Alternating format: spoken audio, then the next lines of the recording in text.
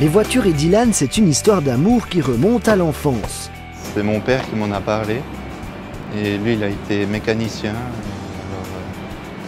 Il m'a donné un peu l'envie d'être sur les voitures. J'ai fait mon premier stage et ça m'a tout de suite plu.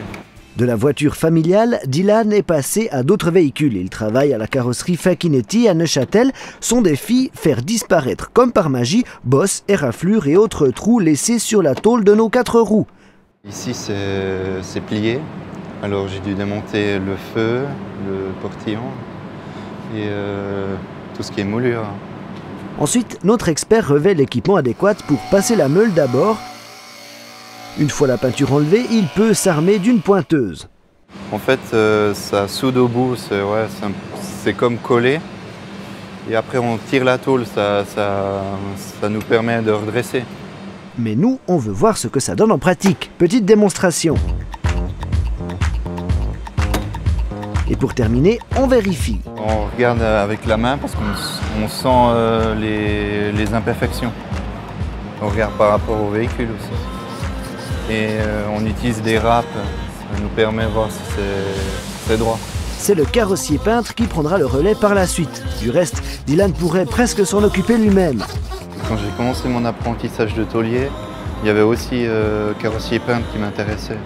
Alors quand j'ai fini mon apprentissage, j'ai attaqué directement une formation de 3 ans.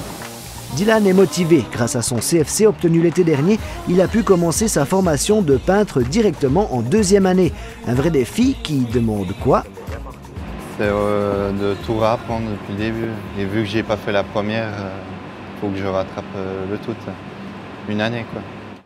Il ne le cache pas, il a hésité à poursuivre lorsqu'il a eu son CFC en main. Mais il a su trouver en lui l'envie et la détermination nécessaires pour poursuivre une formation qui lui apporte beaucoup. Ça m'apporte plus de connaissances à mon travail, en général. Alors tous les conseils de ses collègues sont les bienvenus. La peinture, c'est tout un univers et il faut être aussi précis que lorsqu'on redresse de la tôle. Le pare-choc, il a eu un choc et il a été troué. Alors j'ai dû chanfreiner, mettre un patch et après j'ai mastiqué l'autre côté. Dylan terminera sa formation en 2016. D'ici là, tous les rêves sont permis. Pourquoi pas ouvrir un garage ?